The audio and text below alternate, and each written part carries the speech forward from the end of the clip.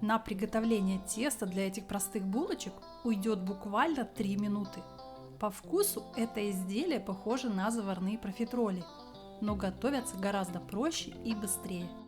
Всем привет! Я Света и вы на канале Home Food. Подпишитесь, если вы еще не со мной, и давайте готовить. В миску разбиваем 2 средних яйца.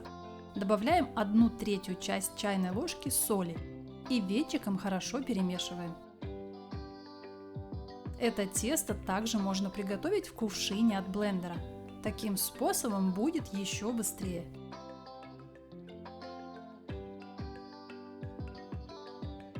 Теперь вливаем часть молока, примерно 50-70 мл. Всего в этом рецепте необходимо молока 200 мл. Следом всыпаем 150 грамм муки и перемешиваем венчиком до однородной консистенции без комочков.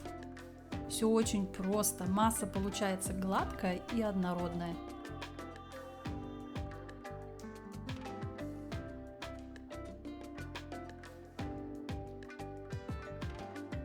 Еще осталось добавить 1 столовую ложку растительного масла без запаха и оставшееся молоко. Ой, чуть не забыла сказать, все продукты должны быть комнатной температуры. Заранее достаем их из холодного шкафа. Немного еще поработаем венчиком, и наше гладкое тесто для булочек готово. По консистенции оно получается как на блины. Выпекать такие булочки лучше в силиконовых формах, так как в металлической форме для маффинов, к сожалению, они прилипают, даже если смажете маслом.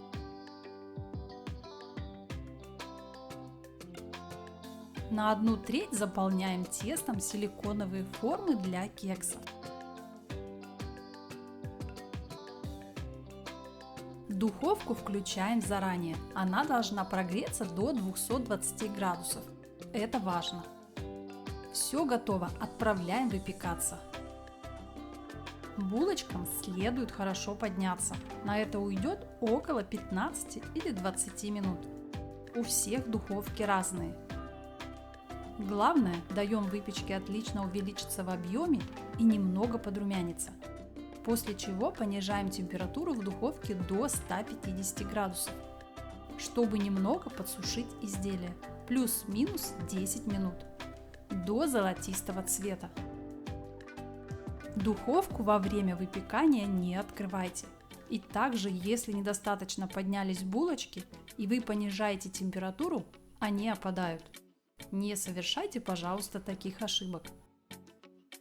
Из заявленного количества продуктов у меня получилось 12 штук.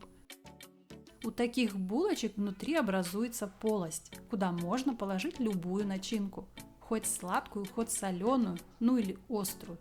Все по желанию и исключительно по вкусу.